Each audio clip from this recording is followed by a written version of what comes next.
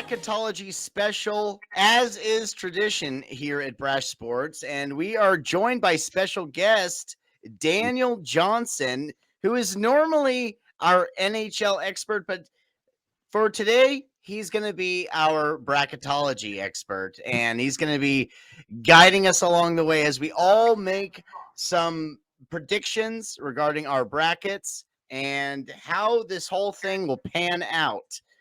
So, hey, let's get things kicked off. This is a fun little thing we like to do. We tried doing it last year, Josh and I, and it was a complete and utter disaster. Yeah, But this time, I was gonna say if it's a tradition, we're off to a real bad start with our tradition because we are 0 for 1 I'm saying it in, anyway. pub- I'm saying in it anyway. published podcasts. But no, this is I think this year we've locked it down a little bit. We're going to be a little more cautious, a little more thorough, and not just fucking wheel and deal and go nuts like last year, which was So fun, here, but it ended up being terrible to listen to. we're hey, we you live and you learn, and we're Yeah. building a different type of format, and I think this format should work, especially with our guest Daniel joining us. So here's what we're gonna do. We're not gonna break down the whole bracket pick by pick. Fuck that. That'll take way too long. So we're just gonna go. We're gonna discuss a little strategy. Then we're gonna bounce into our Elite Eight picks, Final Four, our final, and our champion and our final score. So let's get things kicked off here, Daniel. Let's get your strategy. How did you approach filling out your bracket this year? A little bit of statistics. I kind of went through, how teams, total defense and total offense. I mean, you can. It's not an exact science. Typically in college basketball, good defenses hold up pretty well. But if you see a big difference between average scoring offenses, like there's a couple of these games where the offenses are about 15 to 20 points apart. That I take a little bit of notice with, and that can also factor into it. But yeah, it's just basically going over some of the statistics. I've followed a few of these teams this year, like Virginia and Kentucky and Alabama, and a lot of the SEC teams I've followed because I watch, Kentucky with my dad every so often. So yeah, that's kind of how I went about it. So you went pick by pick. Oh yes, I did. Oh wow, okay, that's one way to do it. Josh, what about you, my friend? What was your strategy going into it, and how did you come up with your end result? So take everything Daniel just said and do the opposite. Okay. I typically do a little more research on the front end. I typically watch more college basketball than I have this year. I love to get into the conference tournaments and just do the eye test, right? I'm a big eye test guy. I like to just see what teams look good, who's flowing, who's got good chemistry, all that stuff. I didn't do that this year. I've just been busy and haven't watched as much as I normally do, so I really have no idea what's going on. And so this year especially, and it's typically my strategy, just go with your gut, right? If you see two teams, which one jumps out at you right away, go with that team, right? So that's kind of what I did. I think I took a total of about 90 seconds to make all of my picks. I raced through it as if it were timed, and I feel really good about it. I think sometimes the less you know, the better, and you just, with March Madness, anything can happen, so you just kind of got to go with your gut and just fire those picks in. So that's what I did this year, and it'll probably be apparent as we go through our picks moving forward. I like it. I have tried both of y'all's strategies. I've tried the pick by pick. I've tried the rapid fire. This year, I went a little unorthodox. I decided I was gonna shoot right to the Final Four. Pick my Final Four teams. I actually already had a champion in the bag in my head for betting purposes. So I already had that sealed up. And then I just figured, you know what? The rest of it, I'm going to have a little fun. I did a little coin flip action. So that was my strategy. Got the Final Four out of the way. Got the championship game and the final score out of the way. And then I did a little coin flip action. So I like that a lot. It's a little all over the place, but it's also, I'm feeling pretty good about it. So I like it. That's how we all approached our brackets this year. And Daniel, you're going to get things kicked off. We're jumping right into our Elite Eight picks. We're just each going to run down our Elite Eights. And then, of course, we'll move to our Final Four, our final champion, and our final score. So let's get you started on your Elite Eight picks, Daniel. All right. In the South, it's pretty much the status quo. I have the number 1 seed Alabama and number 2 Arizona in the Elite Eight. All right. In the East, I have Duke making it to the Elite Eight.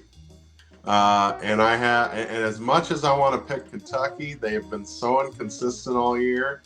I think Marquette and Shaka Smart as their coach, he has really turned around that program in 3 years. And they're going to be a force to be reckoned with. So I have Duke and Marquette in the East. In the Midwest, I have Houston, number 1, and also Texas, the number 2 seed for the Midwest. In the West, I have Kansas, the defending national champion, going up against Gonzaga, the 3rd seed. All right. I like those. I like those. I like a lot of those. I like a lot Maybe of those. Too many. It's a little chalky. It's a little chalky, but I respect it, dude. Sometimes, dude, the chalky approach, I think it was either last year or the year before. I'm in a big pool with a bunch of people, and the girl who picked just a chalk bracket ended up winning the whole thing. So you can't hate on the chalk too much, right?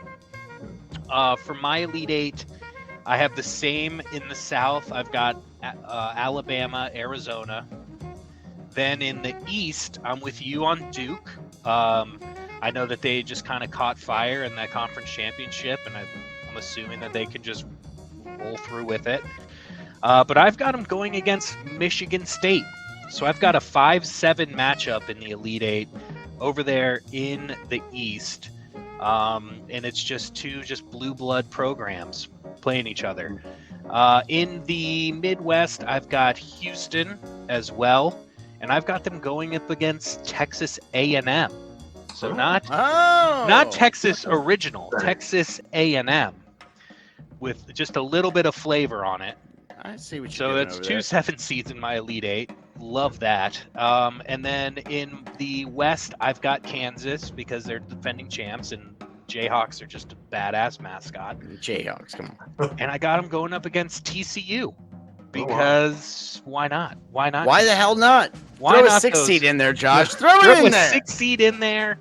Those dirty little Horned Frogs. I just have a good feeling on them. The gut has spoken, and it likes TCU. Wow. Yeah, I mean, a lot of similarities. With both of you guys, but you know, mine overall is pretty chalky, except for one that you're like, are you fucking kidding me? But it is that this was a result of a coin flip. So in the South, of course, Alabama. You know, I do have that number 1 seed making it to the Elite Eight. I have them going up against Utah State, everybody. Beautiful. That's right. 10 seed Utah State. Love it. I believe they're the Utes, right? Utah State. No, that's the Utah Utes. That's Utah. I don't know. Yeah. Utah State, Wildcats. I'm just gonna guess Wildcats. That's probably Wildcats. Are you really? So the one with the little Indian logo, that's the Utes? That's Utah. That makes sense because I guess that's an Indian tribe. So shows how much I got to brush up on my Native American history. But then we got the East where I have number 1 seed yet again, Purdue, and that was a result of a coin flip, by the way. Going up against Kansas State in the East. Kansas State is a 3 seed making it to the Elite Eight. The Midwest, I got Houston. Everyone's been talking about Houston, and I do love Houston. They going up against Texas. Great game, great potential there. Must-watch TV against the 2 seed Texas. And then in the West, I got Kansas, number 1 seed. All the number 1 seeds making it to the Elite 8 against Gonzaga. Gonzaga, who I have been picking to win the damn thing for year after year after year. And Josh, what are you doing? Who do you think you are popping out of here like that? Yeah, it told me there were some stream issues, and then it just kicked me out. So should be a fun one to edit. It's madness. It's March Madness. It is. That's what it's all about. It's about being mad. All right. So, all right, Daniel, let's get to your Final Four, my friend. Who you got? See, this is where it gets more chalky for me. I've got Alabama going up against Marquette. So I got number 1 Alabama, number 2 Marquette. Okay. And then I've got number 1 Houston and number 1 Kansas. So I have 3 number 1 seeds making the Final Four. Okay. Well, Daniel, you and I have the same 3 number 1s. I've got Alabama, Houston, and Kansas as well. But I have Duke going ahead from the East, beating Michigan State into that Final Four position. So Alabama, Duke, Houston, Kansas for me. Wow. Okay. Well, I have Alabama. Surprise, surprise. Going up against Kansas State. That's right. Kansas State will be the biggest shocker in the Final Four, in my opinion, this season. Wildcats, right, Josh? Those are the Wildcats. Yeah. Those are the Wildcats. And then I got the Texas Longhorns making it to the Final Four, going up against those Jayhawks. More Kansas involved. Are we going to get a Kansas State-Kansas final? Stay tuned to find out. Madness! That would be cool to see. I mean, that would be awesome. I know. All Kansas final.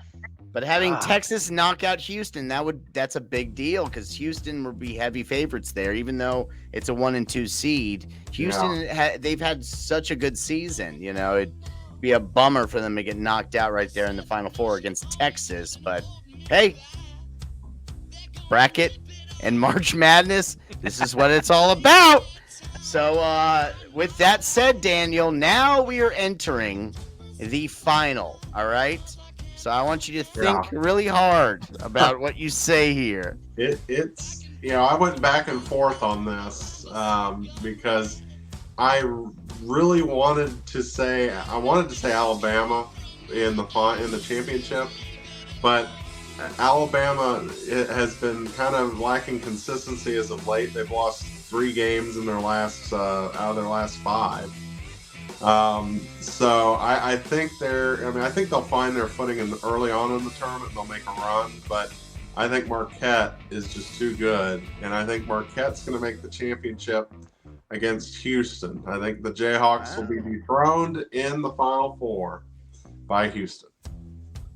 Daniel, I gotta say, man, you and I are just very similar. Yeah, you guys are on the same wavelength right there. Daniel takes his time. He's meticulous. Go figure. The guy does a way better job than I do in preparing.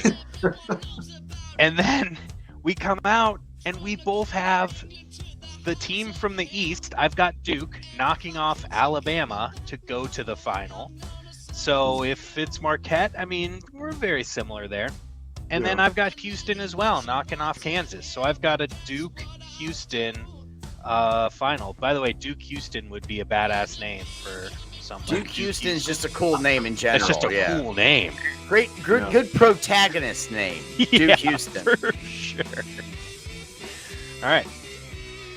Well, here we go, man. Here we go. I got Alabama beating Kansas State. That sneaky little Final Four team to make it to the final.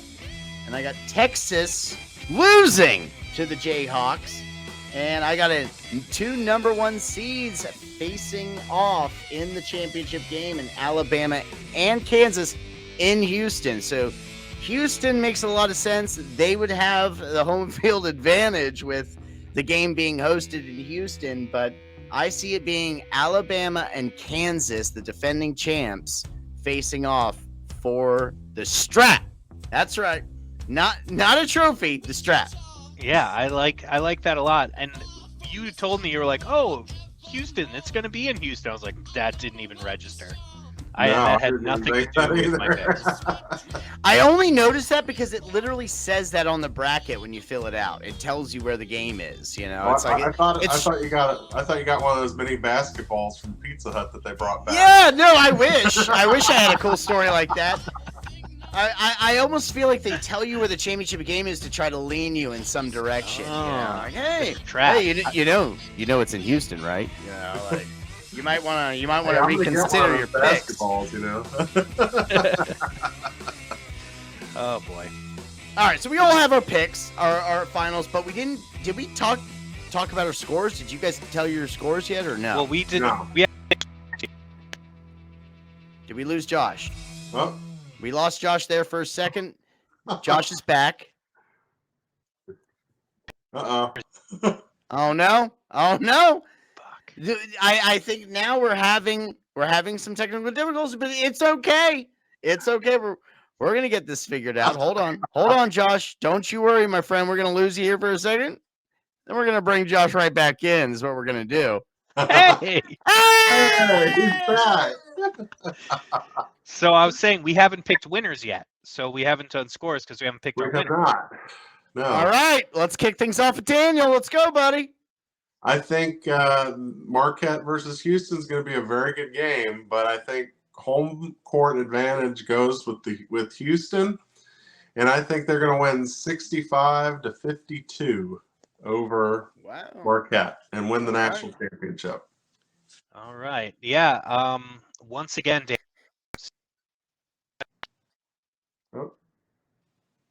Oh no. Oh no. Oh no.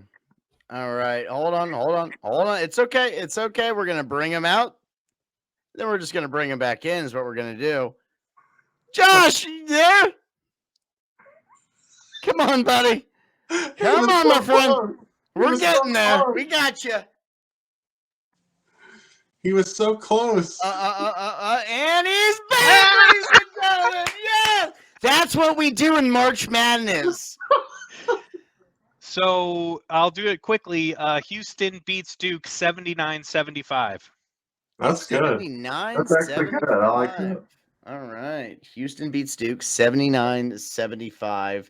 This is real quick. Duke's first tournament without Coach K, right? Correct. In forever. 30 plus years, yeah. Mm-hmm. All right. Wow. And Josh hasn't made it in the final. I mean, hey, anything can happen. It's madness for a reason. But I got Alabama versus the Jayhawks in Kansas. So I am going Alabama. That's right. The Crimson Tide win the NCAA championship in Houston against the Kansas Jayhawks. 78-70 is my final score. Oh, wow. Another high scoring game. I like Another that. I always go high scoring. Every time I do my bracket, I always go high scoring. I can't help it. I feel like Josh was about to say something there, but we keep losing him. So, hey, Daniel, here's what. Oh, no. You're back. You're back, Josh. You're back. All right. That was a close one. You're just. You're on and off. But what we're going to do here, we're going to make some bold predictions for day one, or round one, rather. We want to get each of our round one locks and our bold upset predictions. So we each will pick a team, and I personally am going to spin this into my little personal parlay, but I've told you that before. But let's get things kicked off here with Daniel. Daniel, who is your week or round one lock for the NCAA championship? tournament. My lock for round 1 is number 2 Marquette over Vermont. I think that's pretty much a done deal. Poor Vermont. Yeah. Yeah, not much. You don't want to break down Vermont's starting lineup there? No. Okay. Vermont can be spicy. I'm telling you. Yeah. That's true. Watch out. Look out for Vermont, everybody. Okay, they're a dark horse. The 15 seeds the last few years have been much more competitive. So if Vermont goes on to win it, I will never fill out another bracket ever again. Josh, what's your lock for round 1? Well, at the very bottom of the Midwest, I've got Texas as a lock over Colgate because Colgate is a type of toothpaste, not a college. This is true. So Texas. All right. I went in another direction. You guys, I don't know. And Texas is a 2 seed, so I don't feel as bad about my pick. I felt like originally I played it pretty safe here by going with Gonzaga against Grand Canyon. I'm sorry. Grand Canyon. I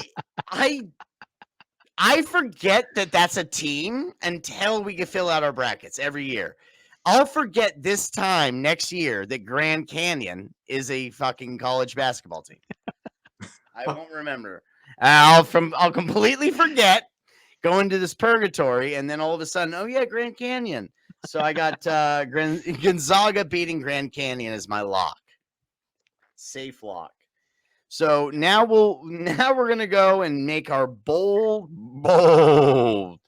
upsets for round 1. Daniel, you got something you've been holding on to, keeping it tight in the holster. What is it? What do you got? Well, I've got three double-digit seeds making it to at least the round of 32, and 2 of them are 12 seeds. I got Charleston over San Diego State. I've got VCU over St. Mary's, and I got Boise State, the number 10 seed, over number 7 Northwestern.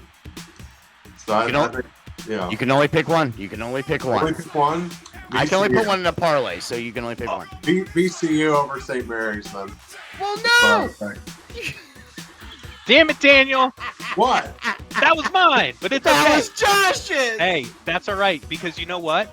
It's okay. Josh had another one in the holster. Well, one that you brought up that I'm on as well is Boise State. I'm on Boise State over Northwestern as well, so let's just do that one for me.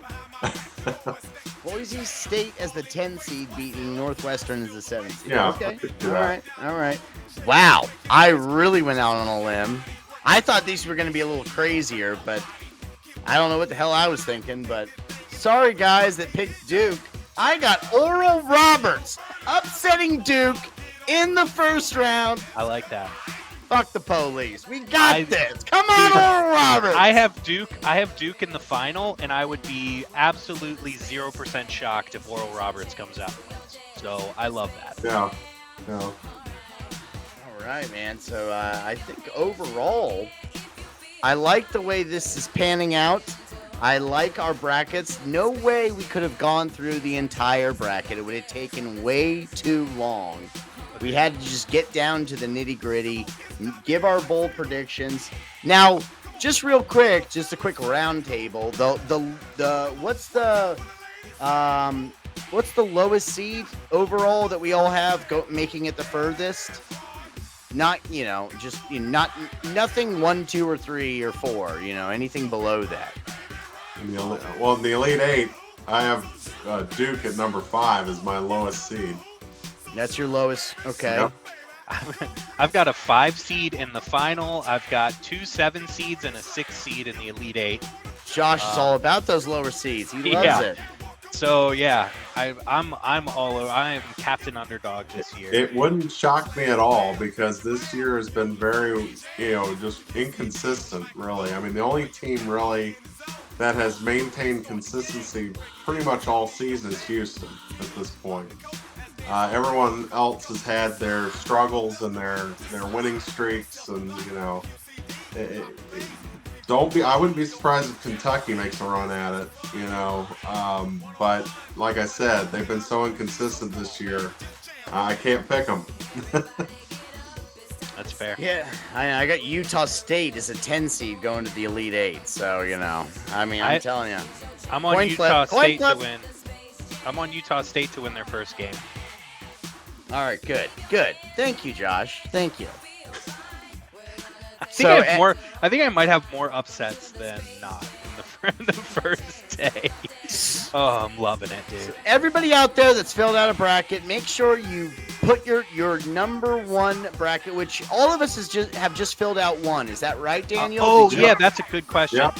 You're a single bracket guy? This year, I'm a single bracket. Last year, I filled out 20 brackets, and it didn't do me any good. So. All right. One bracket. So we're all one. Yep. All right. Single bracket man. Now I'll take this bracket and I'll fucking enter it anywhere that they're offering anything, but it's the same bracket. Has to be. I have a bracket up in my office, so I'll keep track. Awesome. Yeah, go with your gut. Put that bracket everywhere. CBS, MGM, $10 million. I'm telling you, put your bracket up there. It's free. It's free, goddammit. And I'm not getting paid by MGM, I promise you. Jamie Foxx didn't talk you into it? Yeah, you're right. That's kind of what it was. That Jamie Foxx is so persuasive, man. Let me tell you. All right, guys, I think that does it. I think we nailed it. This was a normal March Madness podcast right here. Yeah. It wasn't not a complete disaster like Josh and I had last year. So here we go, man. Yeah, if you subscribe to BRASH Plus, you can get the rejected one from last year. Yeah.